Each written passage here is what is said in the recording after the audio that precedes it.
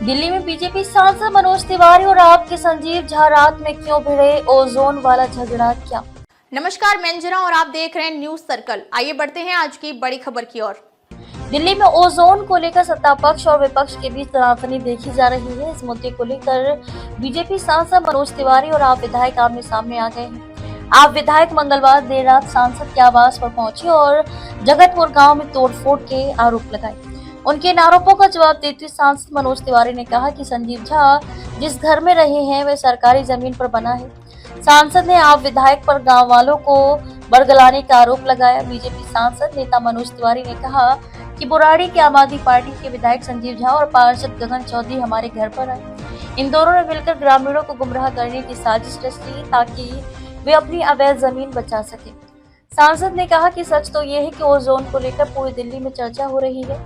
Ozone की परिभाषा तय है। नदी में बने बांध से नदी की तरफ का हिस्सा ओजोन कहलाता है। जहां सरकार ने खुद बांध बनाया था उसके अंदर बसा हुआ इलाका ओजोन के दायरे से बाहर है। लेकिन पुराने समय से जिस ओजोन को चिन्हित किया गया है उसमें दिल्ली की लगभग 10 कॉलोनियां शामिल हैं। असल में ये कॉलोनियां ओजोन में नहीं आती हैं, लेकिन गलती से उन्हें ओजोन के तौर पर लिख दिया गया।